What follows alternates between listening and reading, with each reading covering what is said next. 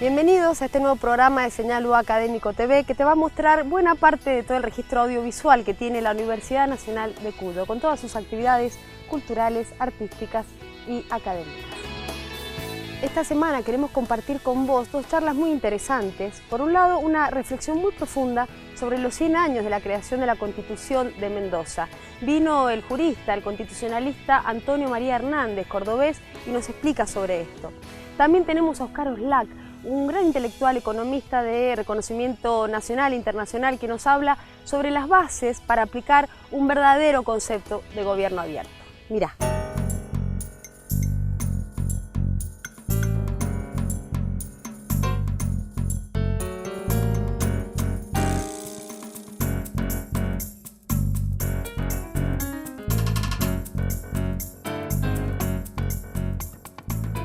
Voy a exponer entonces sobre la reforma de 1916, pero antes de eso tengo que hablar del contexto histórico, lo cual me lleva, como siempre yo lo he dicho desde hace muchos años como metodología de estudio para el derecho público, siempre he puesto el énfasis en una visión interdisciplinaria que parte siempre desde la historia. Nunca vas a conocer una institución si no conoces adecuadamente su historia. Si además no conoces bien el sistema político con visión sociológica e incluso con una visión axiológica o valorativa, que es esencial cuando hablamos de materia política y constitucional. La verdad es que tampoco va a sorprender Mendoza, porque Mendoza ha dado hombres y mujeres de gran seriedad científica que a este tema lo han estudiado con mucha precisión. Inicialmente Cristina Segueso y por supuesto Dardo Pérez Guilú, gran maestro del derecho, que unió la calidad de historiador con la calidad de hombre del derecho público. Pero esencialmente el que ha dado una clase de historia constitucional de Mendoza y que afortunadamente están entre nosotros es Carlos Segües. Yo lo primero que tengo que decir es que recomiendo efusivamente el estudio de la historia constitucional de Mendoza y de sus procesos políticos de reforma para comprender qué pasó en esta provincia en un tema tan delicado que tiene que ver con su organización institucional y política. Por tanto, hay que saber que hay tres etapas históricas en esta materia. Hay una primera de 1820, nacimiento de la provincia de Mendoza. Ustedes saben que las 14 provincias históricas nacieron entre 1815 y 1834. La última en nacer fue la provincia de Jujuy, que se separa de Salta. 1820 está acá el nacimiento de la provincia de Mendoza, antes integraba Cuyo. Estos primeros 20 años, los primeros 20 años son de una institucionalidad muy flexible, tal como acuerdan en decirlo López Segueso y Pérez Guilú. Es una de las pocas provincias que no alcanza a dictar una constitución, a diferencia de muchas otras. Nosotros desde 1819 tuvimos constitución en Santa Fe, 1820 en la República de Tucumán, así como lo digo, 1821 Córdoba. Pero nosotros tuvimos otra constitución muy importante en 1847 y 12 reformas constitucionales antes de 1853. Lo cual desde ya esto me sirve para decir que solo por una torpeza intelectual se puede desconocer la extraordinaria importancia que tiene el constitucionalismo provincial o el constitucionalismo subnacional, como se dice en el derecho comparado. Y lo digo a propósito de que hay pocas facultades que estudian el constitucionalismo provincial, que es la denominación técnica. Solo hablamos de derecho público provincial en homenaje a Alberdi, el padre del derecho público, pero técnicamente hay que decirlo así, es constitucionalismo provincial y ahora de la Ciudad Autónoma de Buenos Aires, de tal manera que hay que continuar esta lucha por profundizar los estudios federales y en particular de constitucionalismo provincial. Esta es esta primera etapa. Luego viene una etapa, como lo dice muy bien Egues, que va de 1854 a 1916. Es la etapa de la institucionalidad de la provincia. Es este el momento específico de las reformas constitucionales. El ejercicio de poder constituyente originario en 1854, voy a tener que ser rápido en esto, 1854, para colmo un dato especialísimo, nada menos que el proyecto de Juan Bautista Alberdi en este tema, debate interesantísimo, no puedo detenerme en la cuestión sobre el tema del Poder Ejecutivo y ese Consejo de Gobierno. De todas maneras, ya vamos a ver cómo la fineza jurídica de los juristas mendocinos terminaron por aclarar lo que aparecía como una gran paradoja. Así que Juan Bautista Alberdi quería un presidente mucho más fuerte que el presidente norteamericano, porque siguió el modelo, señor decano, qué gusto de verlo, porque siguió el modelo chileno, lo cual para mí es uno de los errores más graves en la concepción alberdiana, junto a su tesis en materia federal, de tal manera que acá, más allá de eso, tenemos esta Constitución de 1854 que rige muchos años, pero que empieza a recibir críticas, algunas relativamente rápidas, en torno, qué fineza intelectual, al problema más grave, pero que tenemos hoy, pero que se ve allá, es el problema del hiperpresidencialismo. ¿Cómo controlás el poder del gobernador? Y lo digo de paso, porque hay gente que cuando uno habla de hiperpresidencialismo cree que uno está hablando del orden federal, cuando estamos hablando de un problema esencial de cultura política y de constitucionalismo en la Argentina que abarca todos los niveles estatales. Cuando uno habla de hiperpresidencialismo estamos hablando de la demasía en el ejercicio de las competencias sin controles por parte del Congreso y muchas veces del Poder Judicial, ¿por parte de quién?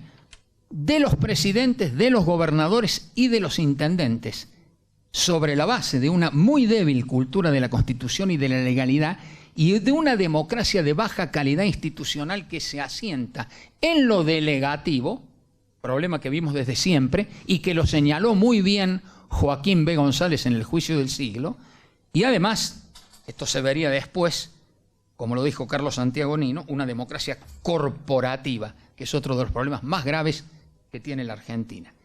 Entonces, claro, resulta que hubo gente muy inteligente que en Mendoza se dio cuenta de los problemas que tenía incluso ese texto histórico de ejercicio de poder constituyente originario de 1854. La reforma, entonces, además tiene que ser de tipo político, educativa. Sería muy bueno que los dirigentes políticos y sociales dieran ejemplos éticos. Vale mejor un ejemplo que muchas palabras. Así que, ¿qué debemos hacer? En base a lo que es la cultura política histórica demostrada por los mendocinos, lograr los acuerdos políticos necesarios para impulsar una reforma total de la Constitución de la provincia que se haga, y acá voy a seguir las palabras de Alejandro Pérez Gualde. Yo le escuché muchas veces muy buenas conferencias, pero la de hoy me pareció notable. Porque claro, acá aparece el asunto. ¿Cómo haces una reforma constitucional? Él habló de lo técnico, yo voy a hablar un poco más también de lo político. Pero primero lo técnico. Claro, vos decís, la necesidad y oportunidad de la reforma. Necesidad de la reforma es indiscutible, queridos amigos, han pasado 100 años. ¿Quién puede discutir la necesidad de una reforma constitucional 100 años después con los cambios operados en el mundo? Nosotros hemos vivido cambios simplemente con la revolución de Internet y de las comunicaciones. Nosotros, en unos pocos años. Imagínense esta sociedad. Así que en definitiva no hay ninguna duda que la reforma debe ser total. ¿Qué debe abarcar? Todo, desde el preámbulo hasta las disposiciones transitorias. Pero viene el debate muy interesante, es el de derechos. Y tiene razón Pérez Gualde, dice, ¿pero cómo? Si ahora la reforma del 94 ha aumentado el estándar de manera extraordinaria, además que ya tenían vigencia por el artículo 5, los derechos y garantías, y a su vez ahí viene, para mí, de lo mejor de la reforma del 94. Lo mejor de la reforma del 94 son para mí el tema de descentralización del poder, ya lo saben, y el tema de la internacionalización de los derechos humanos. se coloca el derecho constitucional en la tercera etapa a nivel mundial, que es ya no solo constitucionalismo social, sino constitucionalización de la internacionalización de los derechos humanos, tercera y última etapa del constitucionalismo que transitamos. De tal manera que ahora la pregunta es esta: ¿pero puede haber un constituyente provincial que sin embargo pueda reconocer más derechos que los tratados internacionales de derechos humanos y que la Constitución Nacional? Y yo respondo sin lugar a dudas que sí. No tengo ninguna duda. Si ustedes ven la historia de cada una de las provincias, van a encontrar normas que así lo disponen. Ese será el tema de trabajo específico de esta convención constituyente de mendocinos, que son los que conocen mejor la realidad. El sistema orgánico del poder. No hay ninguna duda que ahí las reformas tienen que ser muy profundas. Vamos a iniciar muy rápidamente, pero muy rápidamente, porque además hablaron muy bien los profesores. Poder legislativo, no tengo ninguna duda. Por supuesto que me inclino decididamente por sistema bicameral. Pero claro, pero bicameralidad en serio. Lo dijo muy bien Carbonell. ¿Cómo puede ser que no haya verdadera representación de los departamentos? Claro. Utilizar el principio de la federación para el bicameralismo en una provincia poderosa, variada, rica y extensa como es Mendoza. No sostendría yo lo mismo en Tierra del Fuego. Pero nunca la barbaridad institucional que se hizo en Córdoba. Me ofreció mi partido ser convencional constituyente, lo rechacé. No voy a participar de esta burla histórica. La acordaron Mestre y de la Sota, utilizaron el tema economicista, terminaron 130 años de sistema bicameral, pasaron al sistema unicameral, se acabó el debate en Córdoba, se acabó el control en Córdoba, se acabó. La legislatura es apenas, como se dice ahora, una escribanía más o menos formal para las cosas rarísimas que ocurren en mi provincia, tema del cual no voy a hablar. Poder, por supuesto, escuché reflexiones muy importantes. No a los decretos de necesidad y urgencia, no a la legislación delegada. Vengo a ratificar eso. El problema más serio es el hiperpresidencialismo. Hay que fortalecer la democracia deliberativa y, por tanto, ¿a quiénes? A la legislatura provincial y a los consejos deliberantes. No hay ninguna duda sobre el cual el constituyente tiene que pensar en la línea de lo que pensó en su momento Barraquero para equilibrar el poder. Poder ejecutivo. Primero, puede ser que no haya vicegobernador, pero ¿acaso no es una institución sumamente importante? ¿No es un tema para realmente meditarlo? Por supuesto que a su vez hay que actualizar la Constitución en toda esta materia. Poder judicial. No hay ninguna duda, yo comparto lo que dijo muy bien la doctora Ábalos. Pareciera ser, no más que el siglo XXI tiene como momento para ejercitar sus competencias político-institucionales a uno de los tres grandes poderes del Estado, que es el Poder Judicial, por la extraordinaria importancia que tiene tanto el control de convencionalidad como de constitucionalidad. Acuerdo con eso. Por supuesto que esto hay que debatirlo partiendo siempre de una base. Para mí, ¿no? Cuando me invitan a debatir la reforma y la democratización del Poder Judicial, lo primero que dije en su momento, en el orden federal, soy abogado de la democratización de la justicia. No tengo ninguna duda que ese es un objetivo constitucional muy claro. Claro, acordaba con algunos proyectos de leyes, no con otros. Por ejemplo, soy abogado del jurado. Yo creo que el principio republicano hay que llevarlo al Poder Judicial. Yo creo que ha sido trágico no cumplir el mandato de los constituyentes del 53 y lo que hizo el Congreso, que no llevó adelante uno de los mejores proyectos que creo haber dejado como diputado nacional, es uno de juicio por jurados, que de paso sirve para que el pueblo no solamente administre justicia, sino además porque es un sistema de educación popular formidable y está funcionando bien en muchas provincias.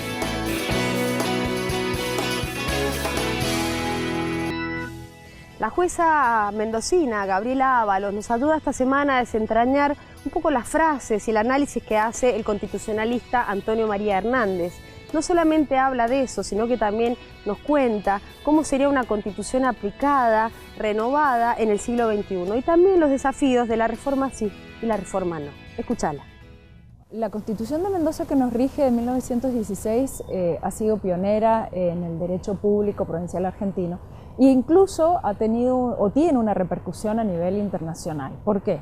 Porque el constitucionalismo social en el mundo occidental aparece reflejado en la primera constitución que lo recepta, que es la Constitución de Querétaro de México de 1917. Y la Constitución de Mendoza de febrero de 1916, de un año antes, ya registra notas sociales.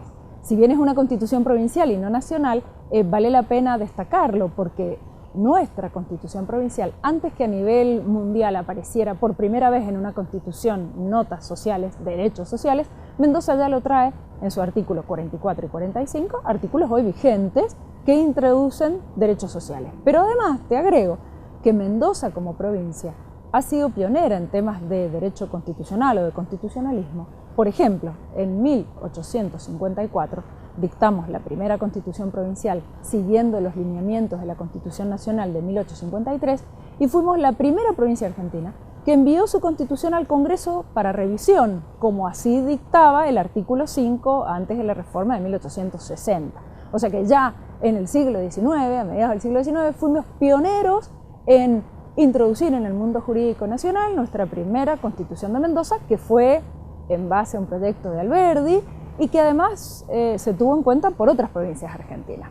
Otro elemento importante, además de la Constitución del 16, fue nuestra Constitución Provincial de 1948, que la sancionamos unos meses antes de la Constitución Nacional de 1949. Es decir, tenemos un bagaje en nuestro derecho constitucional provincial que ha sido pionero en distintas etapas de la historia constitucional nacional. O sea que debemos sentirnos, yo digo siempre, muy orgullosos los mendocinos de nuestra tradición constitucional, sin perjuicio de que ahora tengamos una constitución de 100 años, cuando otras provincias han reformado sus textos constitucionales a partir del retorno a la democracia en el 83 o de la Constitución Nacional del 94. No por ello Mendoza puede sentirse de alguna manera en desventaja en lo que hace al impulso constitucional, porque tenemos pruebas de todo lo que hemos aportado al derecho constitucional.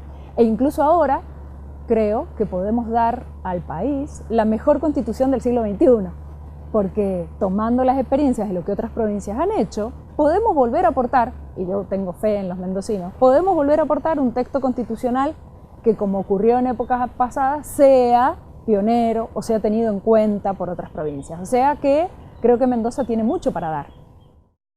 Muchas veces nos preguntan a los mendocinos por qué no reformamos nuestra constitución como las demás provincias a partir del 83 o a partir del 94. Y por eso también se escucha esto de Mendoza, entre comillas, como provincia conservadora. Indudablemente las respuestas la podrán dar desde la sociología, desde la ciencia política. Se me ocurre esbozar que desde el derecho constitucional lo que vivimos en la década del 80 fue un intento de reforma durante un gobierno, el gobierno de Bordón del año 87, y un fallo de la Suprema Corte de Mendoza en 1989 interpretando nuestro texto constitucional, que acá viene a hacer la diferencia con otras provincias, porque en otras provincias argentinas la reforma de la Constitución simplemente merece la atención y el trabajo de la legislatura provincial y luego de una convención constituyente convocada al efecto de esa reforma. Mendoza tiene un agregado de democracia semidirecta más, que es en el medio de estas dos instancias, o sea, luego que la legislatura declara la necesidad de la reforma, la provincia, en términos de sus electores, tiene que expresarse por el sí o por el no a que luego este proceso constituyente continúe. Esto ya de por sí trae una diferencia con otras provincias, que al haber un paso más en la reforma, que supone una mayor democratización de este proceso por la intervención de la ciudadanía, por supuesto, debe la provincia, para lograr esto, arribar a mayores consensos que impliquen no solamente el consenso en la legislatura, sino luego la información, el convencimiento del ciudadano para que vote por el sí. Pero además, en el caso mendocino, a partir del fallo del año 1989 de la Suprema Corte de Justicia Provincial, se interpretó en forma mucho más estricta que esa elección donde la ciudadanía debía decir sí o no a la reforma, debía interpretarse que para que gane el sí implicaba, debía traducirse en la mayoría, más de la mitad, de los, no de los votantes, sino de los inscriptos en el padrón electoral. Con esta interpretación, la Suprema Corte de Justicia de Mendoza entendió que el texto constitucional de Mendoza requería de los ciudadanos, no solamente de los votantes, de los inscriptos en el padrón electoral, una mayoría agravada, que es la de más de la mitad de los electores. Entonces, a partir de los dos condimentos, en mi opinión, el texto constitucional en sí, que es, comparativamente con otras provincias, el que plantea un proceso más complejo, porque hay un paso más, la intervención de la ciudadanía, más la interpretación que la Corte hizo en 1989, una interpretación a favor de mayoría absoluta de los inscriptos en el padrón electoral. La combinación de estos elementos llevó a que cada vez que se intentó un proceso de reforma de más de un artículo, no se arribaron a, me parece, o en mi opinión, a la etapa de información y convencimiento del ciudadano, para que éste votara convencidamente por el sí. Seguramente las explicaciones son diversas, pero en mi opinión creo que en los dos casos donde tuvimos, o en los tres casos donde votamos por el sí o el no a una reforma total o parcial, no se consiguió esa mayoría, y por parte de nuestra clase dirigente, creo yo, que no hubo la conciencia real de que este mecanismo de democracia semidirecta supone un mayor compromiso de la clase dirigente y de quienes hacemos derecho público, me incluyo como profesora de constitucional, de difundir y convencer al ciudadano de las bondades de esa reforma que se propone para que vote por el sí, ya que cuando se votó, por ejemplo, por un solo artículo y su reforma, como fue el artículo 151, donde la reforma era en relación con los jueces y la indexación salarial de sus, justamente, remuneraciones, la ciudadanía fue informada y convencida de las bondades de esa reforma, y no solamente ganó el sí con la mayoría absoluta, sino que fue más del 80% el que dijo que sí. Es decir, ¿se puede reformar la Constitución de Mendoza aún con la interpretación de la Suprema Corte? En mi opinión, sí se puede, en la medida en que se consiga el consenso en la legislatura, por supuesto, y luego se traduzca en la información y convencimiento ciudadano. Por eso es que Mendoza, o con todas estas razones, podemos decir, bueno, Mendoza todavía no arriba a este consenso, a este convencimiento ciudadano para lograr la reforma de más de un artículo, pero sí lo ha logrado con reforma de un solo artículo, o sea, se puede lograr. Cuando nos preguntamos respecto a cuáles son los artículos que la Constitución de Mendoza debería reformar, o cuáles son los artículos que había que introducir, cuáles son los temas, seguramente las respuestas variarán en función de cada jurista al que se consulte o cada político con el cual se hable. Indudablemente desde el derecho constitucional hay una primera respuesta institucional, que es, hay ciertas disposiciones de la Constitución Nacional que obligan a todas las provincias argentinas. Una de esas disposiciones es la que dice que cada constitución provincial debe asegurar la autonomía municipal.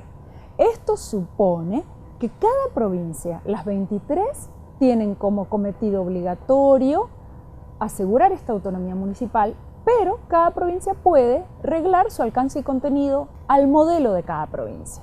Esto implica para Mendoza una primera premisa obligatoria. Una futura reforma de Mendoza tiene que introducir la autonomía municipal. Ahora nos preguntaremos ¿cómo? Bueno, el cómo va a depender de Mendoza. Yo puedo darles mi respuesta y habrán otras respuestas de cómo transformar esa autonomía para los 18 municipios, para mayor cantidad de municipios. Es decir, el cómo es lo que deberemos debatir los mendocinos. Pero si hay una premisa que no se puede discutir, es la necesidad de introducir la autonomía. Luego hay un abanico de temas muy interesantes a tener en cuenta. Por ejemplo, materia de derechos. La parte dogmática de la Constitución de Mendoza, como bien hemos mencionado, Constitución de principios del siglo XX, no contiene expresamente en el texto el reconocimiento de derechos que en el comienzo del siglo XX no tenían la formulación que tienen hoy, derechos que tienen que ver con el medio ambiente, derechos de consumidores y usuarios, aspectos que tienen justamente hoy, siglo XXI, un contorno totalmente distinto. podría perfectamente Mendoza plantear que en lugar de introducir todos los nuevos derechos o escribir todos los derechos de todos los tratados internacionales con jerarquía constitucional, simplemente tener claro que todas las provincias de Argentina gozan, sus ciudadanos, sus habitantes, de los mismos derechos que la Constitución Nacional reconoce. Entonces, no es un inconveniente para los mendocinos que nuestra Constitución no contenga ciertos derechos, porque la nacional y los instrumentos internacionales con jerarquía constitucional sí lo tienen. Entonces, Mendoza podría optar un camino, escribir todos los derechos de todos los tratados, otro camino, solamente incluir algunos, otro camino, incluir un artículo donde diga expresamente que todos los derechos tienen en Mendoza cabida. Lo que creo que sí hay que tener en cuenta es que Mendoza tiene ciertos temas en relación con derechos muy puntuales. Lo que tenga que ver con el agua, con el medio ambiente, con la minería, para Mendoza tienen un cariz y una importancia diferente. Por lo tanto, seguramente Mendoza incluirá un par de artículos referidos a esto, como otras provincias lo hacen con temas que le competen. Por ejemplo, en las provincias litoraleñas, toda la inclusión de temas de selva, de ríos, es decir, la geografía, la hidrografía, la producción, marcan características constitucionales que se traducen en artículos referidos a esos temas. Entonces, Mendoza, seguramente, así como tenemos nuestro Departamento General de Irrigación, que en otras provincias de la Pampa Húmeda no lo tienen, por supuesto, también se va a traducir en materia de derechos, en mi opinión, la inclusión expresa de algunos derechos de tercera generación o algunos derechos que tengan que ver con la realidad mendocina. Indudablemente, el hiperpresidencialismo argentino, como una nota de nuestro régimen político argentino, que marca de los tres poderes el predominio de uno en la función de gobierno, en la directiva nacional, también se refleja en los ejecutivos provinciales y también en los ejecutivos municipales.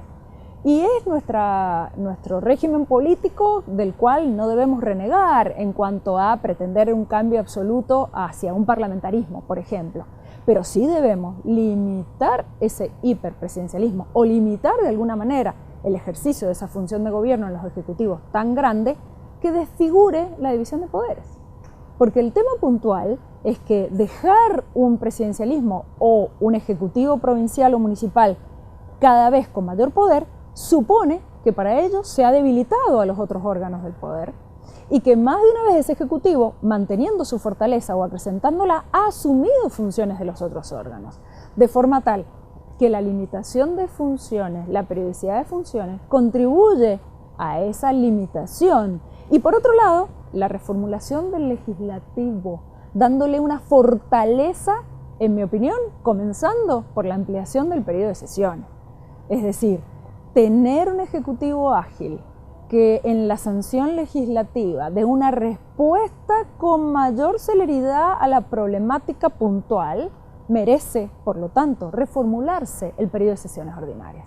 Porque acuérdense que hablar de los legislativos de una duración limitada en el año implicaba, en la época de las carretas, legisladores que tenían que venir de distintos confines de la provincia, a nivel nacional de distintas partes de la nación, y que las comunicaciones no eran las de hoy, de ahí que se fijaba de otra manera su funcionamiento. Hoy creo que es innecesario esto, al contrario, un poder legislativo fuerte, que actúe con agilidad, que permita discusiones armónicas donde el periodo temporal se amplíe, lo fortalece como órgano y supone mejor contralor al Ejecutivo. Y de alguna manera lo mismo para el judicial. En la sociedad del siglo XXI, con la informatización a disposición de los órganos del poder y a su vez en la transparencia de los actos públicos, cualquier ciudadano, cualquier habitante debería tener acceso, por ejemplo, a una causa judicial a través de un ingreso a la página del Poder Judicial. De hecho, trabajo en un tribunal de gestión judicial asociada donde tenemos la primera experiencia en expediente electrónico de la provincia. Y de alguna manera el Poder Judicial camina hacia eso. Algún día ninguno de nosotros tendrá que ir a tribunales a ver qué es lo que está ocurriendo. Podrá entrar cualquier día del año, a cualquier hora, desde su computadora y conocer, por ejemplo, las deudas que tiene con la Administración Tributaria Mendoza, el juicio que tiene o alguna otra obligación. Es decir, tenemos que pensar una Constitución de Mendoza de cara a que dure 100 años en un siglo XXI, no en el XX ni en el XIX. Por lo tanto, el desafío es que con nuestra mentalidad de este siglo seamos capaces de pensar una Mendoza que avance y que avance con los términos que supone una sociedad informada, una sociedad comunicada, una sociedad que pueda hoy participar sin moverse de su casa a través de una computadora. O sea, es un cambio, en mi opinión. La reforma de Mendoza puede ser la mejor del siglo XXI porque debería ser pensada para un mendocino distinto al que fue en el siglo pasado y con una proyección que implique que la Constitución sea la herramienta de gobierno, que no le sirva solo al gobierno hoy, sino que le sirva en 20, 30, 40, 50 años y que quizás logre, como esta, sus 100 años.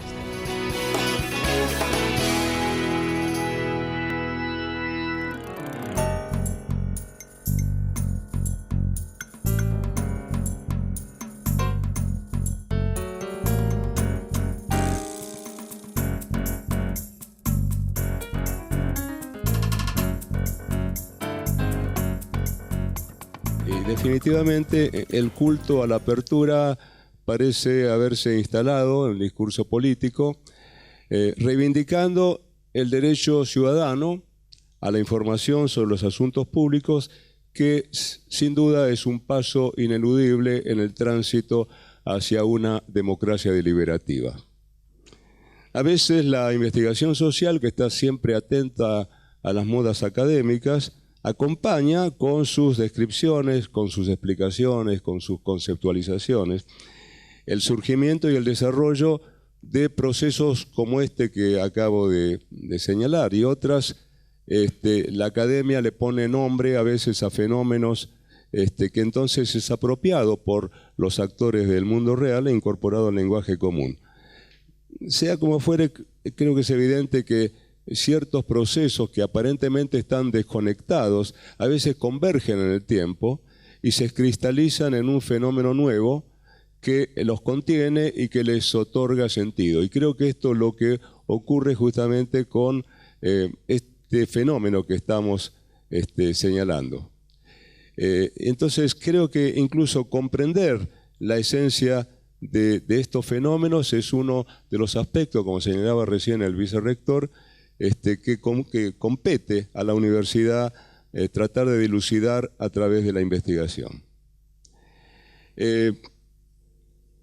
El término gobierno abierto se identifica sea como un paradigma, como un modelo, como una filosofía de gobernanza pública. Y como no mucho antes se había puesto de moda el término gobierno electrónico, ¿verdad? Muchos han tendido a confundir uno y otro. Creo que son dos cosas diferentes y de alguna manera en los trabajos hemos tratado, y varios otros autores han tratado de separar conceptualmente los dos, ¿verdad?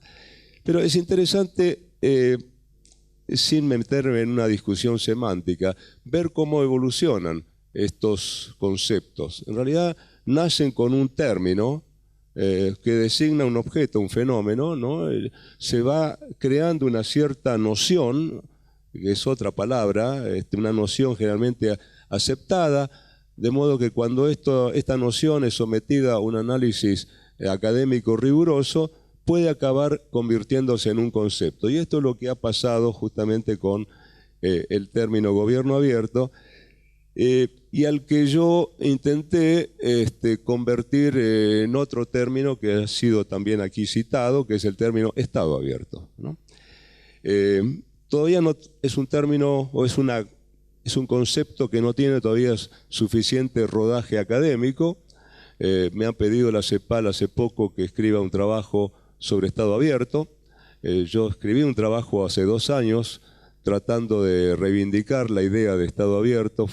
La idea surgió en realidad hace 4 años más o menos. Estábamos con Esther justamente en una reunión donde el gobierno argentino estaba armando su primer plan de gobierno abierto a presentar a la alianza del gobierno abierto, y en ese momento dije, ¿por qué gobierno abierto? ¿No? Esther lo recordará seguramente, ¿no? Tenemos que hablar de Estado abierto. Y bueno, y más allá de eso, creo que hay hoy en día no solamente un basamento teórico y académico para hablar de Estado abierto, sino también ya hay experiencias concretas de gobierno abierto, de Estado abierto, y recién ha sido citado el hecho de que aquí se junta la legislatura, el Poder Ejecutivo y la justicia, ¿verdad?, en un encuentro de Estado abierto. Creo que todavía hace falta un esfuerzo más sistemático para conceptualizar esta idea de Estado abierto. Y para llenar este vacío, creo que hay que empezar hablando de lo que ha sido la experiencia académica de los últimos años en materia de gobierno abierto, pero también es necesario establecer si basta el simple artificio, yo diría, de un trasvasamiento conceptual de uno a otro, si se requiere identificar algunas características de este nuevo concepto de Estado abierto que por su especificidad lo diferencien del más difundido. Yo creo que por lo menos a los académicos latinoamericanos ya no nos sorprende que se hable de open government o de gobierno abierto y que este término haya sido, digamos, popularizado a partir del presidente Obama cuando en 2009 asume su primer gobierno en los Estados Unidos, ¿no?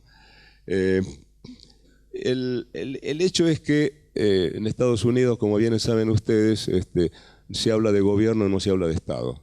En Estados Unidos los estados son California, New Hampshire, etcétera, ¿verdad? Pero sea que se adopte esta filosofía a nivel nacional o a nivel subnacional, la academia la ha conceptualizado y adoptó el término para designar a gobiernos que básicamente promueven la transparencia, la participación ciudadana, la rendición de cuentas y otras acciones en un sentido similar. Es cierto que los demás poderes del Estado, como el legislativo y el judicial, también están hablando de apertura desde hace algunos años, incluso más. Yo diría que el legislativo en los Estados Unidos se anticipó al Poder Ejecutivo. Encontraba antecedentes de parlamento abierto desde la época de Gingrich, el parlamentario norteamericano. Pero creo que también hay que extender el concepto a entes paraestatales, ¿verdad? Y la universidad misma, que es una entidad pública, en este caso, por ejemplo, que está mostrando una voluntad semejante de hacer más transparente la gestión, de promover la participación ciudadana, con lo cual crece la evidencia para suponer que la tendencia, como se ha venido diciendo también en la mesa académica de apertura, se va a ir extendiendo hacia otros ámbitos institucionales. Y es cierto también que con el fin de diferenciarse, cada una de estas instancias ha adoptado un término específico. Llámese Parlamento abierto, Justicia abierta, Universidad abierta, etc. Yo voy a solamente leer una definición que ha hecho un colega español, Cruz Rubio, ¿no?, que intentó intentó caracterizar este paradigma multidimensional que todavía está en construcción, y así lo llama él, un paradigma multidimensional en construcción, ¿no?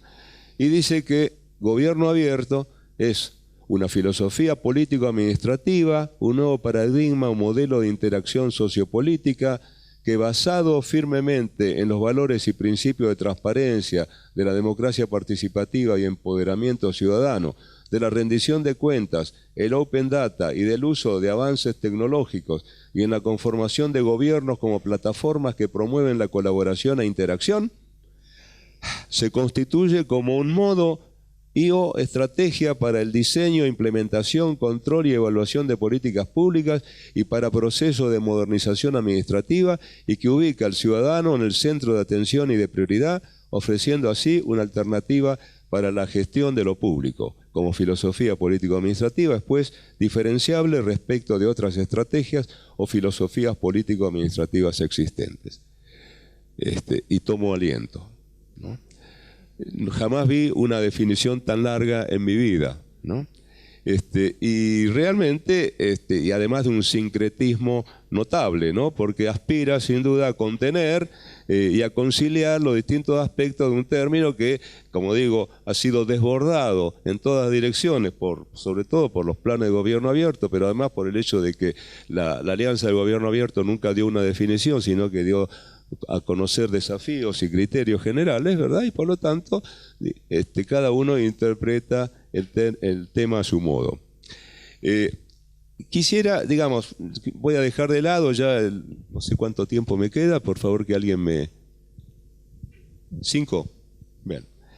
Quisiera, sin embargo, señalar el hecho de que ha habido una experiencia empírica muy importante el año pasado, y se produjo en Costa Rica. Yo diría que es un hecho histórico que está destinado tal vez a servir como ejemplo para otros países de América Latina y por qué no del resto del mundo, y es que los 3 poderes del Estado en Costa Rica suscribieron la denominada Declaración por la Construcción de un Estado Abierto, ¿no?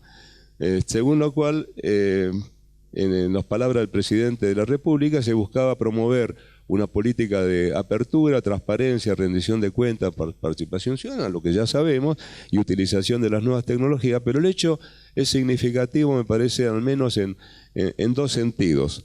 Primero, porque creo que es el primer compromiso asumido, no sé si Esther, que está siempre con el radar puesto sobre estas cosas, creo que es el primer compromiso de los 3 poderes de un país, de impulsar conjuntamente una política de este tipo. Y segundo, porque la declaración inaugura oficialmente el término Estado Abierto, para mi alegría por haberlo acuñado, ¿no? Pero para utilizarlo además para aludir a una filosofía de gestión pública que hasta ahora había quedado encerrada, yo diría, en el concepto de Estado abierto y multiplicada a su vez por las distintas instancias en que se produce esa apertura dentro de las instituciones estatales, ¿no? Pero también, a pesar de que sabemos que Costa Rica es un ejemplo de democracia en América Latina, el único país de la región que no tiene fuerzas armadas, que, digamos, cuando se quiere mostrar, se quiere ilustrar un ejemplo de democracia, se hace alusión a Costa Rica. Cuando el presidente actual asumió su cargo, ¿no?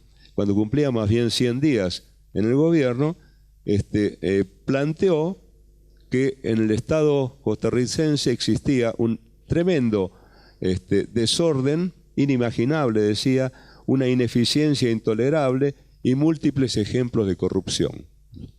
Es decir, en todos lados se cuecen habas, evidentemente, pero es interesante contrastar ese estado de situación denunciado por el presidente de Costa Rica con las declaraciones públicas, los compromisos y los esfuerzos de muchas organizaciones de la sociedad civil costarricense en el sentido de haber saludado, ¿no?, esta iniciativa de los tres poderes, ¿no?